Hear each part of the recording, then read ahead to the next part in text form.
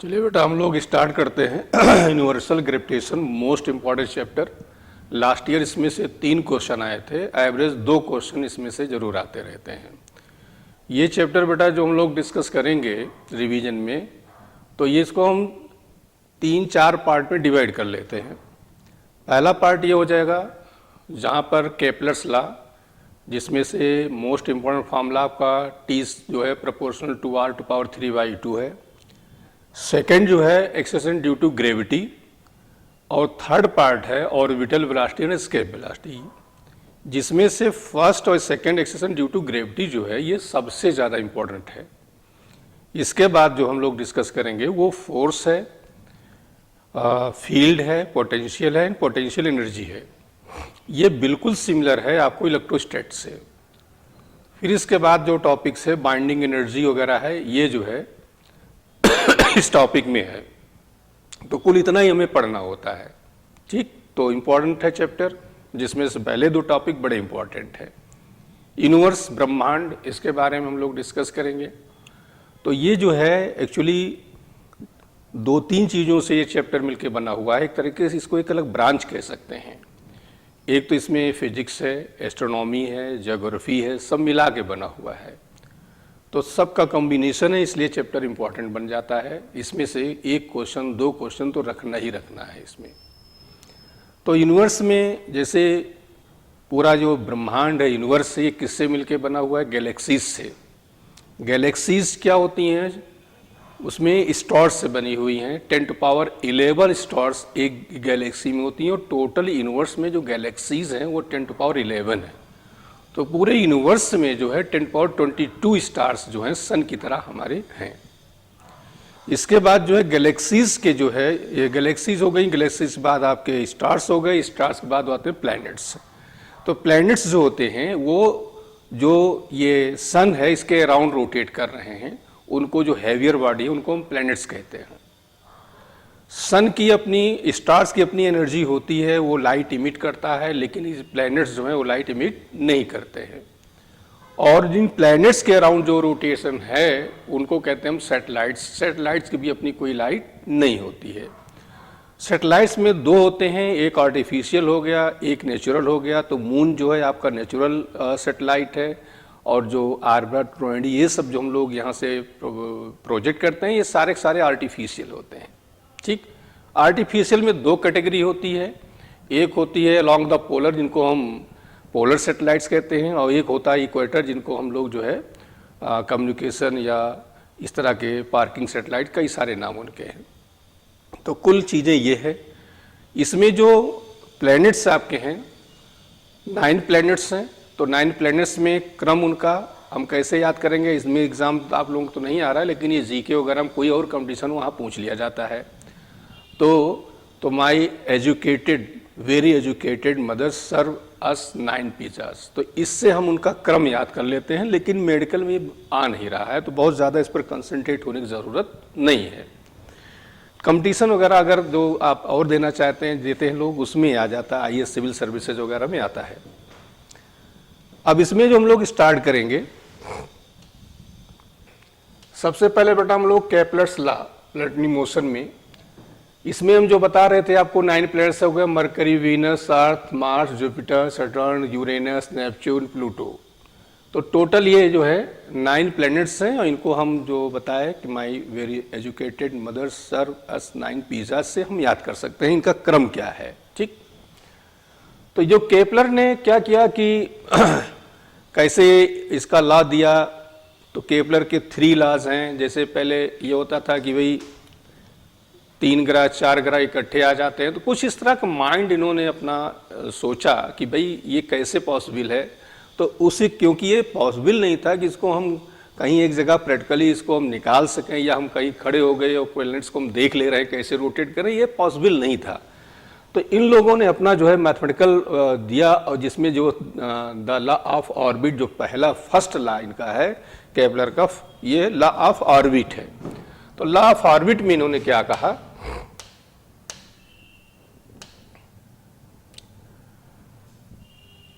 Law of orbit में ये बताया कि जो ये प्लैनेट्स हैं ये कैसे रोटेट कर रहे हैं? ये प्लैनेट्स रोटेट कर रहे हैं इलिप्टिकल पाथ में रोटेट कर रहे हैं, सर्कुलर रोटेट नहीं कर। सर्कुलर हो रहे होते तो बेटा कभी नज़दीक नहीं आते। मान लीजिए सन है तो ये हमेशा इनकी बीच डिस्टेंस मेंटेन रहती, लेकिन क्या हुआ, बहुत सारे बुक्स में जो आपकी धार्मिक बुकें थी इन सब में, तो उसमें क्या था लिखा था, बहुत जगह ये आया कि बहुत सारे प्लैनेट्स इकट्ठा हो जा रहे हैं। तो ये तभी पॉसिबल थे जब इनका रोटेशन इलिप्टिकल हो, इस तरीके का हो, ऐसे रोटेशन हो, ऐसे रोटेशन हो। ये अब यहाँ देखिए ये प्लैनेट्स आपके नज़दीक आ जाएंगे इस तरह का।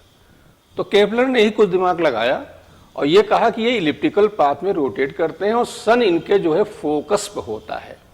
फोकस इसकी हिंदी होती नाभि, ये मैथमेटिक्स पढ़ाया जाता है। तो किसी इलिप्स की दो नाभियां होती हैं, एक यहाँ एक यहाँ। तो सन जो है वो इन दोनों किसी एक पोजीशन पे होता है। ठीक, तो ये चीज आ गया कि ये कैसे रोटेट करते हैं, इलिप्टिकल पाथ में रोटेट करते हैं, और सन जो है इनके कहाँ पे होता है, फोकस पे होता है। तो इस पर कोई खास बहुत क्वेश्चंस नहीं फ्रेम होते हैं। इसके बाद आते हैं सेकंड जो है लॉ ऑफ एरिया। अब लॉ ऑफ एरियम जरा देखिए, लॉ ऑफ एरियम क्या बताया कि ये सन है, ठीक, ये सन है और ये कोई प्लेनेट रोटेट कर रहा है, सही है। A B C and D. तो ये इन्होंने कहा इनकी जो एरियल वेलोसिटी होती है वो कांस्टेंट होती है। एरियल वेलोसिटी मतलब D A by D T, ये हो गया, कांस्टेंट होती है। ठीक, अब इसका मान लिया रेडियस हम एवरेज ए लेते, आर लेते हैं, इसको हम एस लेते हैं, तो एरिया जो हो जाएगा 1/2 आर इंटू एस। तो यहाँ करेंगे तो D upon D T 1/2 R into S, तो ये हो जाएगा r/2 और ये हो गया ds बाई, और ये हो जाएगा वेलोसिटी। ठीक, तो ये और L इज इक्वल टू होता है mvr। तो यहाँ से rv की वैल्यू, vr की वैल्यू जो हो जाएगी L अपान m हो जाएगी। तो ये हमारा मॉडिफाई हो गया कि Lm/2 इज इक्वल टू, तो यहाँ चीज आ गई कि एंगुलर मोमेंटम जो होता है वो कंजर्व होता है या कांस्टेंट होता है। एक चीज ये स्टेट करता है। दूसरी चीज हम यहाँ पे आते हैं इस वाले पॉइंट पर, dA/dt एरियल वेलोसिटी कांस्टेंट का मीनिंग क्या हुआ? ये हुआ कि सेम टाइम में सेम एरिया इंटरसेप्ट करते हैं। मतलब ये एरिया मान लिया 10 मीटर स्क्वायर है, ये भी एरिया आपकी 10 मीटर स्क्वायर है। यहाँ से यहाँ तक 10 सेकेंड ले रहा है, तो यहाँ से यहाँ भी 10 सेकेंड लेगा। इसका मतलब हो गया कि यहाँ पर जो है डिस्टेंस कम है और यहाँ डिस्टेंस क्या हो रही, ज़्यादा हो रही है। तो यहाँ ज़्यादा डिस्टेंस में ये चल रहा है, टाइम वही ले रहा है और यहाँ टाइम भी वही ले रहा है। इसका मतलब हो गया कि यहाँ पे स्पीड ज़्यादा हो गई और यहाँ स्पीड क्या हो गई, कम हो गई। तो जब प्लैनेट हमारे नज़दीक आते हैं तो उनकी वेलोसिटी क्या होती है, बढ़ जाती है, और दूर जाते हैं तो वेलोसिटी क्या होती है, कम हो जाती है। इसीलिए जो प्लैनेट्स नज़दीक हैं उनकी स्पीड ज़्यादा है। ठीक, मरकरी 88 डेज में ही एक रोटेशन पूरा कंप्लीट कर लेता है। ठीक, वहीं प्लूटो वगैरह हैं वो 247 ईयर्स लग जाते हैं। तो इसका मतलब जो प्लैनेट हमारे नज़दीक होंगे उनकी स्पीड क्या हो जाएगी, ज़्यादा। यहाँ स्पीड ज़्यादा होगी, यहाँ कम होगी, तो नेचुरल सी बात है काइनेटिक एनर्जी यहाँ ज़्यादा होगी और यहाँ क्या हो जाएगी, कम हो जाएगी। तो यहाँ से एरियल वेलोसिटी कांस्टेंट होता है, ये चीज़ बताया।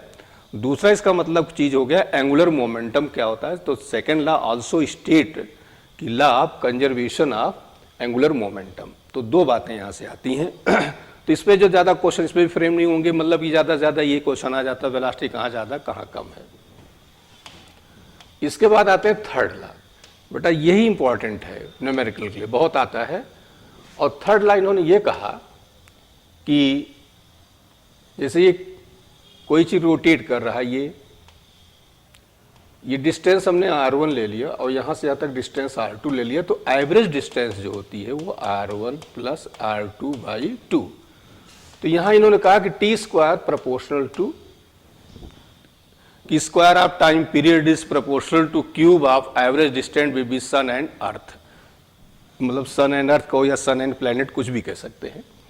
तो एवरेज डिस्टेंस लिया गया बेटा कि यहाँ पर डिस्टेंस कम है, यहाँ डिस्टेंस क्या हो रही, ज़्यादा हो रही है, इसलिए एवरेज डिस्टेंस लिया गया। और यहाँ से आ जाएगा टी प्रोपोर्शनल टू, या इसको हम ये लिख सकते हैं कि टी इज इक्वल टू के आर की पावर 3/2। तो यहाँ से जनरलाइज करेंगे T1 upon T2 R1 upon R2 to power 3/2। बेटा लास्ट ईयर इस पर क्वेश्चन आपका आया हुआ था। दूसरी बात यहाँ पर जो यूनिवर्सल ग्रेविटेशन में क्या है कि जो डिस्टेंस लेंगे हमेशा प्लैनेट या बॉडी के सेंटर से लेंगे। अभी तक हम लोग जो पढ़ रहे थे कोई पार्टिकल ले लेते तो पार्टिकल का जो है बहुत माइन्यूट साइज होता था, तो ये बातें वहाँ पर हम नहीं ध्यान देते थे। लेकिन जब हम यहाँ पढ़ रहे हैं, यूनिवर्स के बारे में पढ़ रहे हैं, तो यहाँ सारी डिस्टेंसेस बॉडी के सेंटर से कंसीडर की जाती हैं। तो इस पर क्वेश्चन सबसे ज़्यादा आए हैं, तो इस पर पहले क्वेश्चन हम लोग इस पर ट्राई कर लेते हैं। तो न्यूटन्स लॉ ऑफ ग्रेविटेशन, तो न्यूटन ने क्या दिया, ग्रेविटी का लॉ दिया। सेब के पेड़ के नीचे बैठे थे, एक सेब गिरा और इनको अकल आ गई, मतलब ये अकल आ गई सेब नीचे क्यों गिरा और ये ऊपर क्यों नहीं गया, वहीं से ग्रेविटी का लॉ इन्होंने दिया। और ये कहा कि ये मास बॉडी हैं m1 and m2 and separated at distance r, then attractive force proportional to product of their masses m1 and m2 and inversely proportional to square of distance between them। मतलब मास ज़्यादा होगा फोर्स ज़्यादा लगेगा, distance ज़्यादा होगा force कम हो जाएगा। और ये बेटा फोर्स ऑलवेज क्या होता है, अट्रैक्टिव होता है। तो यहाँ पर ये हो जाएगा G m1 m2 upon r square. यहाँ पे एक चीज़ और है, ये फोर्स जितना इस पर लगा रहा वही इस पर लगाएगा, मतलब F12 is equal to F21। Newton third law को ये ओबे करता है, ठीक। 2 kg और 6 kg के दो मास हैं, 2 kg वाला 6 पर 10 न्यूटन लगा रहा है, तो 6 वाला 2 पर भी 10 न्यूटन लगाएगा, ये बात बताता है, ठीक। दूसरी चीज, अब यहाँ पर इसका वेक्टर नोटेशन हम देखना चाहें तो vector F is equal to -G m1 m2 upon r square and unit vector r। Minus इसलिए किया गया बेटा, फोर्स जब अट्रैक्टिव होता है तो वहाँ निगेटिव हम शो करते हैं, कैलकुलेशन में हम यूज नहीं करेंगे, ये वेक्टर नोटेशन के लिए होता है। इसी को और थोड़ा सा मॉडिफाई करना चाहें तो G m1 m2 upon r cube into vector r, ये हो गया आपका, ठीक। फोर्स वेक्टर है तो नेचुरल सी बात है पैरेललोग्राम को फॉलो करेगा। F is equal to F1 square plus F2 square plus 2F1 F2 cos theta. अब वेक्टर है तो नेचुरल सी बात है डायरेक्शन होगा, तो डायरेक्शन की हम बात करेंगे। ये मास m1 हमने एज्यूम कर लिया, ये मास m2 एज्यूम कर लिया, और अट्रैक्टिव फोर्स है, ये इसको अपनी ओर अट्रैक्ट करेगा, इसको हमने नाम दे दिया F12, ये अपनी ओर अट्रैक्ट करेगा, इसको नाम दिया F21। वही चीज़ हमने जो बताया वो F12 is equal to minus F21, ठीक। कहीं भी है तो हमेशा जैसे इससे हम इसे यहाँ फोर्स कंसीडर करना, इधर की ओर अट्रैक्ट करेगा, इस पर यहाँ से करें इधर को अट्रैक्ट करेगा, तो ये डायरेक्शन को ध्यान दे रहिएगा, ठीक। तो क्या करेंगे, कहीं फिगर की बात आती है, first we find the free body diagram, means direction acted on the body, forces acted on the body, and फिर इसके बाद हम क्या करेंगे कि हॉरिजॉन्टल एंड वर्टिकल टेढ़े को सीधा करेंगे, और इसके बाद दो बातें आती हैं, नेट फोर्स निकालना है तो पैरेललोग्राम यूज करेंगे, इक्विलिब्रियम है, then upward force downwards, left is equal to right, ये हम लोग शॉर्टकट मेथड ले लेते हैं। तो बेटा ये फॉर्मूला आ गया, अब इसका वेक्टर नोटेशन हो गया। अब एक चीज यहाँ पर आता है कैपिटल G की वैल्यू, जरा इसके बारे में हम लोग थोड़ा सा जान लेते हैं तब आगे बढ़ते हैं। तो कैपिटल G जो है, ये जो है equal to G m1 m2 upon r square. G universal gravitation constant कहा जाता है। यहाँ से डायमेंशन बेटा बहुत पूछी जाती है, बड़ी इंपॉर्टेंट है ये, मोस्ट इंपॉर्टेंट। अब फोर्स की डायमेंशन आपका होता है mLT की पावर -2, r हो गया L स्क्वायर, m1 m2 की जगह mm यूज करेंगे, ये कैंसिल हो गया, आपकी डायमेंशन हो गई m-1 L cube and t की पावर -2 हो गई। दूसरी चीज बेटा G की जो वैल्यू होती है, इसकी यूनिट भी निकाल लेते हैं G की, तो क्या यूनिट हो जाएगी, यहाँ से newton metre square upon KG square, ये एसआई यूनिट हो गई। सीजीएस में dyne centimetre square upon gram square, ये सीजीएस यूनिट हो गई। और इसकी जो वैल्यू होती है जी की 6.67 10⁻⁻11 newton metre square upon KG square, या यही होती है 6.67 10⁻⁻11 dyne centimetre square upon gram square. तो दोनों वैल्यूज हमें याद किए रहना है। दूसरी बात, जी जो है वो किसी चीज़ पे डिपेंड नहीं करता। किसी चीज़ का मतलब क्या हुआ, मतलब कि शेप साइज इन पे डिपेंड नहीं करता। छोटा मास है, बड़ा मास है, प्लैनेट्स हैं, जी वही रहेगा। दूसरी बात कि जी जो होता है ये किसी मीडियम पे डिपेंड नहीं करता। मीडियम का मीनिंग क्या हो गया कि ये दो मास बॉडी आपकी हैं और इन मास बॉडी के अंदर हम कोई लिक्विड भर दें, ऑयल भर देते हैं, वाटर भर देते हैं, तो जी पे कोई इफेक्ट नहीं पड़ता है। तो जी पे इफेक्ट नहीं पड़ रहा है तो नेचुरल बाय फोर्स इफेक्ट नहीं पड़ता, इसीलिए इसको यूनिवर्सल फोर्स भी कहा जाता है। जबकि आप जब कूलम्ब्स में पढ़ें, कूलामियन फोर्स में, वो जो है आपका डिपेंड करता है। वहाँ पर कोई स्लैब हम डाल देते हैं तो फोर्स रिड्यूस कर जाता है, लेकिन यहाँ ऐसा कोई इफेक्ट नहीं पड़ता है। तो 3-4 पॉइंट जी के बारे में रहे, और जी की वैल्यू तो बढ़ेगी तो नेचुरल सी बात है कि ये फोर्स है या जो भी है इनकी वैल्यू स्मॉल जी अभी हम आगे डिस्कस करेंगे वो भी इंक्रीज कर जाता है। उस पर एक क्वेश्चन भी आया हुआ है। तो अब इसके बाद बेटा हम चलते हैं क्वेश्चन पे आते हैं जो लास्ट ईयर क्वेश्चंस आए थे, बिफोर लास्ट ईयर, इसके पहले जो आए थे।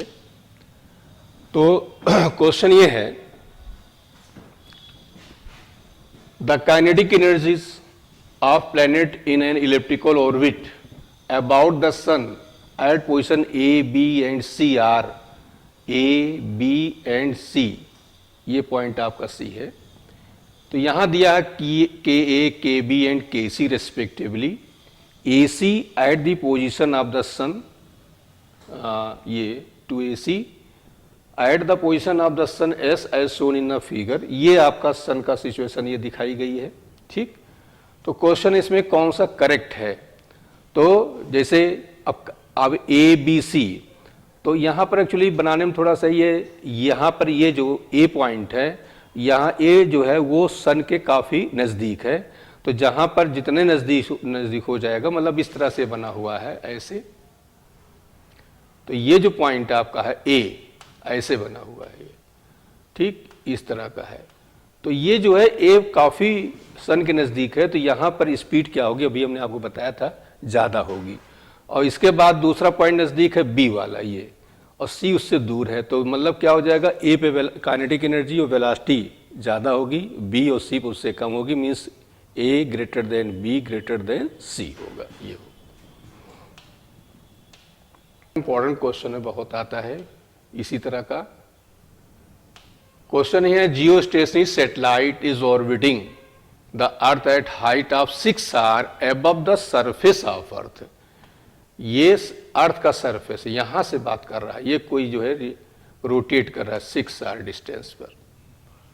Are being the radius of the earth, और आर इस अर्थ की क्या है, ये रेडियस है, ये दिया गया है। ठीक, फिर कह रहे हैं the time period of another satellite at height 2.5 R. एक और सैटेलाइट है, ये है जिसकी हाइट दी गई है 2.5 आर दी गई है, आर रेडियस हो गया अर्थ का, ये हो गया। तो हमें इसका फाइंड करना है। ठीक, तो बेटा नेचुरल सी बात है, एक फॉर्मूला हम यूज करेंगे, T proportional to R to power 3/2, then T1 upon T2 generalize करेंगे R1 upon R2 to power 3/2। अब एक चीज यहाँ पर जियोस्टेसिस सैटेलाइट का बेटा जो टाइम पीरियड होता है वो 24 होता है, वो अर्थ के around west to east rotate करता है, तो इसलिए हम 24 ही रखेंगे। T2 हम ऐसे रखेंगे, R1 की जगह, अब बेटा ये भी हमने बताया था सेंटर सारी डिस्टेंस ले जाता है, तो 6R और प्लस R ये हो जाएगा 7R, 2 पॉइंट ऑफ और ये मिलके हो जाएगा 3.5R टू पावर 3/2। R से R कैंसिल, ये आ जाएगा 2 टाइम्स, तो 24 अपान T2 और ये 2 की पावर 3/2। तो बेटा यहाँ तुम लोग गड़बड़ कर जाते हो, इसको ध्यान दे रहना। इसको ऐसे भी लिख सकते हो 2 की पावर 3 का होल पावर 1/2, ये हो जाएगा 8 1/2 √8, और √8 को लिख सकते हो 2√2। सेकेंड ये था स्क्वायर रूट निकाल लो, लेकिन स्क्वायर रूट यहाँ निकल नहीं पाएगा, तो ऐसे रखते हैं ये, ठीक। तो ये आपकी जो वैल्यू आ जाएगी T2 = 24/2√2। अब इसको 24 को डिवाइड करोगे तो कितना आ जाएगा, 6 आ जाएगा। तो अब देखिए 6, लेकिन तो ये आ गया 6/√2। इसको अब आंसर तो यहाँ आपका दे दिया गया, लेकिन देखिए यहाँ पर क्या हुआ, 6√2 है, तो यहाँ पे आंसर गलत कर दिया गया है। तो ये वाला देखिए, इसी को हम √2 से ऊपर नीचे मल्टीप्लाई कर देंगे, तो ये कर देंगे तो ये आएगा 6 की जगह ये आएगा आपका ये 2 आ जाएगा, तो 2 3 जा 3√2 बेटा आंसर आएगा। इसका आंसर होगा 3√2, यहाँ करेक्ट कर लेना ये वाला, ठीक। क्वेश्चन ये है, planet moving along the elliptical orbit closest to the sun at distance r1 and farthest away at the distance r2। मतलब जो ये प्लैनेट है, ये डिस्टेंस r1 है और ये वाली डिस्टेंस r2 है, ये सन है, ये दो जगह प्लैनेट की पोजीशन दी गई, और इन b1 b2 are velocities v1 and v2, linear velocity at this point speed then the ratio of b1 b2। तो बेटा यहाँ अब velocity radius conservation angular momentum लगाएंगे, क्योंकि अभी हमने आपको बताया था एंगुलर मोमेंटम कमजोर, तो mvr ये वैल्यू हमारी क्या हो जाएगी, कांस्टेंट हो जाएगी, मास तो सेम ही हो गया, तो क्या हो जाएगा b1 तो यहां से आपको मिल गया b1/b2 r2/, अब इन्होंने क्या पूछा b1/b2, तो आंसर आ जाएगा r2/r1। C option is correct. IIT की कर लेते हैं, लगभग सेम क्वेश्चन ऐसे ही सब आते हैं। If satellite orbiting the earth is 9 times closer to the earth, मतलब ये satellite orbiting earth is 9 times closer to the earth then the moon, मतलब क्या हो गया कि ये जो है सन है, ठीक, ये अर्थ है, ये अर्थ है, और ये मान लीजिए मून है, ये मून रोटेट कर रही है। मून की डिस्टेंस हम r ले लेते हैं, तो कह रहे हैं कि जो हमारा जो कोई प्लेनेट है वो 9 टाइम्स नजदीक है। इसका मतलब क्या हुआ, अब यहां पर आप गलती कर सकते हो कि मतलब ये कोई सैटेलाइट, ये मून हो गया और ये सैटेलाइट हो गया, ये 9 टाइम्स का मतलब हो गया r/9 हम ये करेंगे। अब यहां गलती क्या, 9r लिखोगे गड़बड़ कर जाओगे, कह रहे हैं 9 टाइम्स जो है वो नजदीक है, तो इसका मतलब डिस्टेंस हो 1/9 हो गई। तो ये पॉइंट यहां पर ये अच्छा क्वेश्चन मतलब था। Given rotational time period of the moon, moon का जो टाइम पीरियड है इसका T1 हम कह लें तो 27 दिया गया, इस प्लेनेट का पूछ रहे हैं क्या होगा, तो फार्मूला तो एकदम क्लियर हो गया आपके पास। तो T1/T2 r1/r2 टू पावर 3/2। अब T1 आपका हो गया 27, ठीक, T2 हमें फाइंड करना है, r1 की जगह हमने r लिखा, ये r/9 टू पावर 3/2 हो गया। अब बेटा ऊपर जाएगा तो 9 की पावर हो जाएगा 3/2, इसको सॉल्व करेंगे तो ये आ जाएगा 27 कैंसिल हो जाएगा, T2 की वैल्यू हमारी कितनी आ जाएगी 1, तो ये 1D ये आंसर आ जाएगा आपका।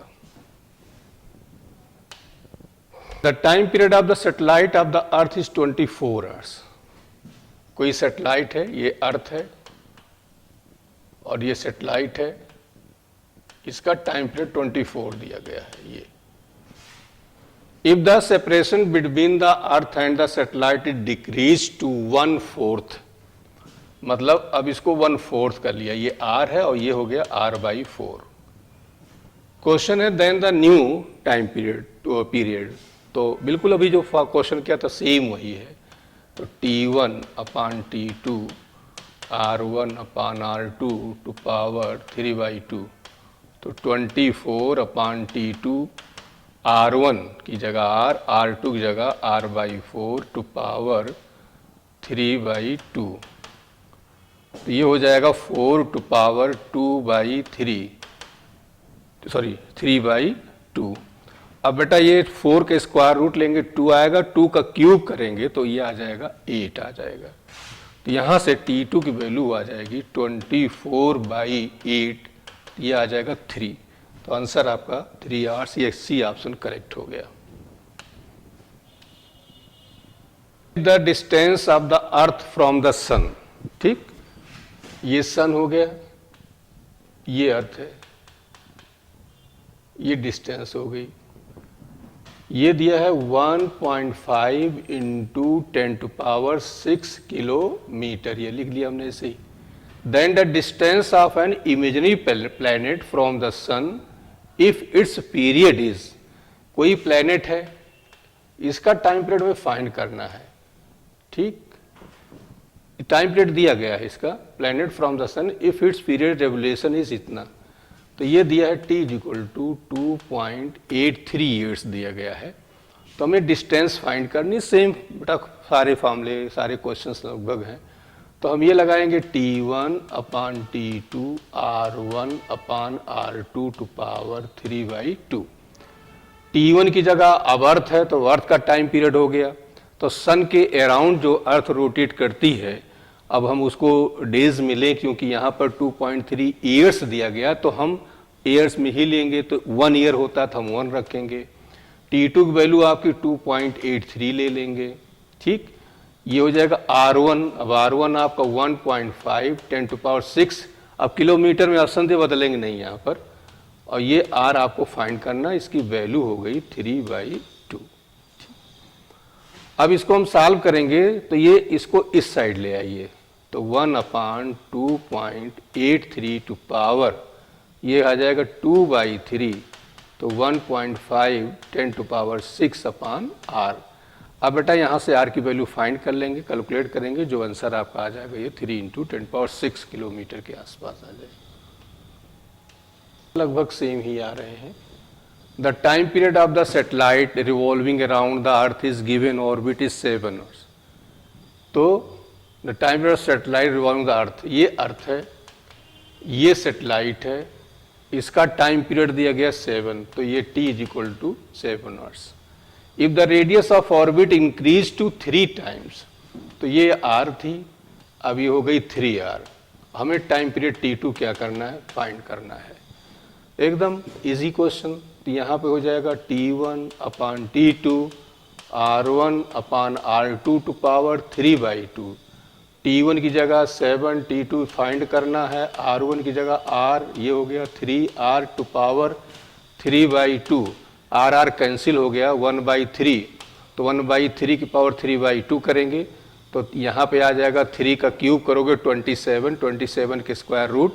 अब पहले देख लिए किस में दे रहे हैं, तो ये 36 की इस तरह से आ रहा है। तो यहाँ पर हम ये करेंगे, R कैंसिल हो गया, 1/3 टू पावर या 27 की पावर 1/2। तो T2 की वैल्यू आ जाएगी 7 × 27 का स्क्वायर रूट। अब इसका वैल्यू फाइंड करके 7 से मल्टीप्लाई कर देंगे, जो आंसर हमारा आ जाएगा।